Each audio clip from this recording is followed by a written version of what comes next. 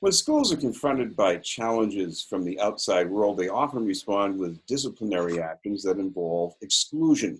But more schools have recently come to view the same challenges as symptoms of trauma, that is, calls for healing and a change in human relations.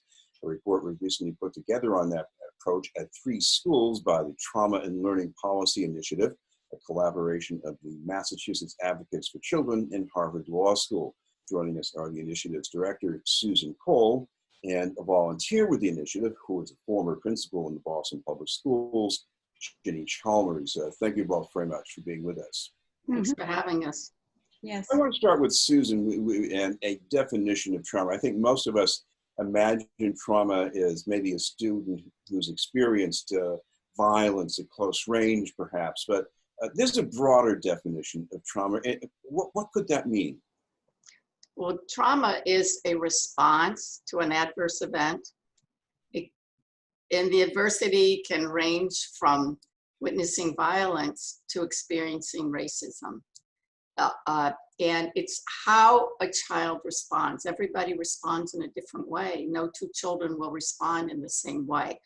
But trauma can have a tremendous impact on how the brain responds in a way that can be very dysregulating. And when children feel dysregulated, they don't feel safe. And going to school in a situation where they don't feel safe, they aren't able to learn. Learning requires a calm brain. And if children don't feel calm, they aren't able to learn. So we're very concerned. The pandemic and all the racial inequities that have been laid bare by that pandemic, we're so aware of how many children are entering school as we return this fall in a state of potential dysregulation. And therefore, we're very interested in advocating that we create environments called trauma-sensitive schools where children can calm down and learn. Jinny, I imagine teachers maybe instinctively know trauma when they see it, but what was your experience? I mean, how would you have recognized this? Basically, you know, from all these years you've been involved in the Boston Public Schools. Mm-hmm. So I think what the mind shift that's required required to effectively support children who experience trauma is you have to move from thinking about bad behavior and how to manage it to thinking about how, you know, what is this behavior telling us that the child is experiencing or feeling, and how do we best de-escalate that, really, in fact. And that, you know, takes experience, right? And confidence. It's harder for a brand new young teacher to do that than for someone who's been at it for a number of years and knows how to recognize it. And those of us who've always worked in urban schools where there are many more students struggling with poverty and communities in crisis, that the number of children who enter showing us behaviors that seem to indicate that they are having a traumatic response is quite high. I mean, some of the schools we've talked to claim as high as 75–80% of the children have experienced something that would be considered traumatic, and the child's reaction to that, as Susan said, is as different as every individual child. So kind of helping young teachers in particular, but all teachers, react in ways that are helpful to children, which all teachers want to do, but none have been trained to do. And then supporting them in that work, as well as supporting the children and the families, of course. Susan, in this program, I keep seeing the word inquiry. In other words, I guess if a teacher is confronted with trauma in some way, you try to ask about it. So what would that mean in the classroom situation? Well, we talk about a trauma-sensitive school. We talk about educators who have a deep understanding of trauma. So they kind of have their trauma glasses on when they're looking at behavior. And instead of, reacting the way we often do, as Jinny was talking about, to a certain behavior, the educator would ask questions of themselves, like, does this child feel safe? Is the child connected to the school? If I take this action to push him out of the classroom, am I going to undermine his sense of security by disconnecting him from community? Do I have, is this about a relationship issue? Can I address this in a relational kind of way and get to know the child? And when teachers ask themselves questions, instead of as we all do, jump to conclusions, then they can step back and they can say, oh, I understand why this child's acting this way. I can talk to this child.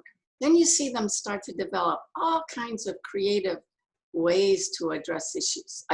We saw, in the demonstration schools in this program, but also in other schools, as this has begun to spread, we've seen educators setting up peace corners and understanding that the child is upset about something when they're acting up often, and they're teaching the child to understand when they're upset and then to know how to go in the peace corner and calm down.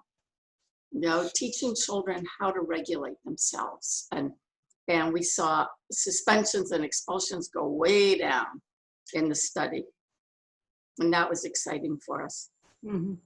Jinny, one thing I came across in the report was the case of a kindergarten student who showed up at school in the midst of a meltdown, a real horror show, I imagine. But I imagine the normal response would be to isolate that student. But actually, in this program, what happened was that student was put into the classroom. So what would happen next?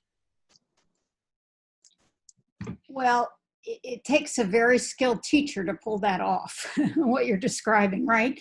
They have the child in the classroom. There's some opportunity, as Susan says, maybe there's a particular place in the classroom where there may be some modeling clay or some paper and pencil for them to express their feelings in a more socially acceptable way. And then there's often, hopefully, there are enough adults so the child can get some attention from somebody he or she trusts to talk a little bit about what's got them so upset and how to manage it. I had a child once who, the thing that helped him calm down the best was sanding wood. So in the peace corner, we had pieces of wood and sandpaper. And he'd go in there and he'd sand wood for 10 minutes and get calmed down. It's kind of like the rest of us would maybe go outside and work in our garden or walk around the block or do something like that, right? In real life. Well, in school, children need those kind of opportunities to, if you will, not blow off steam, but, to get rid of all the overwhelming feelings of emotions that they're coping with. Sometimes they're coping with some really big things. And often we found when the educators say, are you okay? Rather than just reacting and disciplining, like what's going on, they find all kinds of things, Oh, there was a police came to our house last night, or, I'm being bullied, or, we often don't ask students enough about why they're upset. Well, and in fact, one of the other things to just say there, in keeping with your question, Chris, is that children often can't talk when they're that upset. So none of us can when we're really upset. And so you have to help them develop some small activities or small practices that enable them to defuse, to get to a place where they can talk. And the younger they are, the more that's probably the case, that they can't talk, can't always locate why they're so upset. But they need to do self-soothing things, or other people need to soothe them to make it work.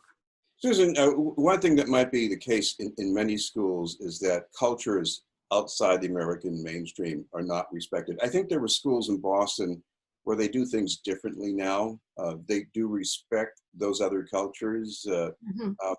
How does that help students academically? Oh, it's so critical, because culture goes so deep. And when a child doesn't feel that their culture is acceptable in the classroom, it's almost like utter rejection.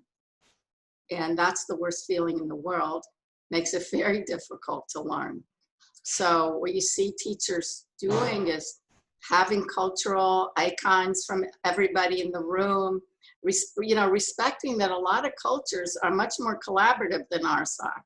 Some, we're so independent, the typical, school is write your 10 spelling words and do it all independently. But in other cultures, students learn best by interacting. Give them a word, put them in a group and let them make up definitions, and they'll interact and they'll get more verve. They learn with more excitement and enthusiasm. And the more we get to know about culture and the differences among culture, the better we can teach and the better we see children learning. When I was a beginning teacher, I was across the street from Harvard graduate student housing, and there were 3 first grade Korean children who were children of graduate students who came to the public school where I was teaching, and they were in the hallway every day crying, every day, separation and upset. And they got transferred into my room, into the room of the teacher next door to me, and we decided the MFA was having a huge Korean exhibit, and we decided we'd teach about Korea. And lo and behold, they stopped crying. They felt like they belonged. They had something to contribute. It's kind of common sense, right? That if somebody dropped us in the middle of some place where we didn't understand the language and didn't understand how people were acting, that would want some bridges to help us understand it. But that was actually a very dramatic learning opportunity for me about this question. I mean, you wouldn't think it'd be traumatic for children to come to school, but it was. They were leaving their home where Korean was spoken. They were coming to a school where only English was spoken. And they didn't feel like they belonged or were comfortable. And the minute we started teaching Korean and they started helping us learn about it, they calmed down.